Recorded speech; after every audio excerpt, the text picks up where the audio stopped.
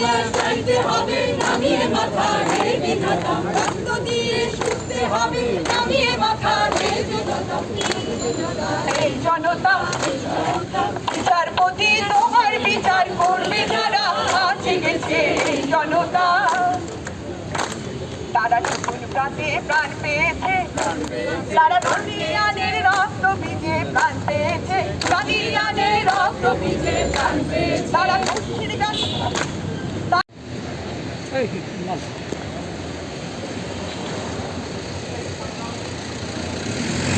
স্বাধীনতার পরবর্তী সবগুলো আন্দোলনে অংশগ্রহণ করেছি, কিন্তু এত রক্ত দেখিনি। মাত্র 7 দিনে এখন পর্যন্ত পত্র পত্রিকায় নাম এসেছে 2 শতাধিক মানুষ, 2 শতাধিক প্রাণ ঝরে গেছে। সরকার সম্পদেরও ধ্বংস হয়েছে, অনেক সম্পদ ক্ষতি করেছে, কিন্তু তারা কারা?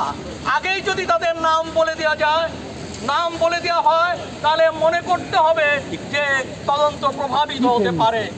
এই জন্য আমার মনে হয় আন্দোলনকে, জনতার আন্দোলন, এটা স্বতঃস্ফূর্তভাবে ছাত্র আন্দোলন ছিল।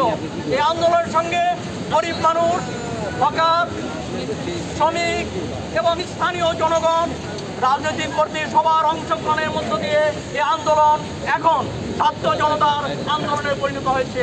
এই আন্দোলন কেবলমাত্র কোটা বিরোধী আন্দোলন নেই, এই আন্দোলন বৈষম্যের বিরুদ্ধে, এই আন্দোলন অনিয়ম বিচারহীনতার বিরুদ্ধে, এই আন্দোলন অর্থাৎ একত্ববাদের বিরুদ্ধে সমস্ত জনতা আজ ঐক্যবদ্ধ।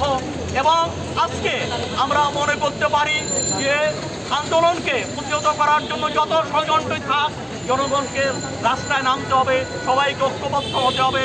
আমরা মুক্তিযুদ্ধের মধ্য দিয়ে যে স্বপ্ন দেখেছি, সে স্বপ্নকে বাঁচিয়ে রাখতে হবে। সেই স্বপ্নের বাংলাদেশ, সবার জন্য বাসযোগ্য বৈষম্যহীন বাংলাদেশ গড়ার যে সংগ্রাম, সেই সংগ্রাম, সেই লক্ষ্যে আন্দোলনকে এগিয়ে নিয়ে যেতে হবে। সবাইকে অভিনন্দন, ধন্যবাদ।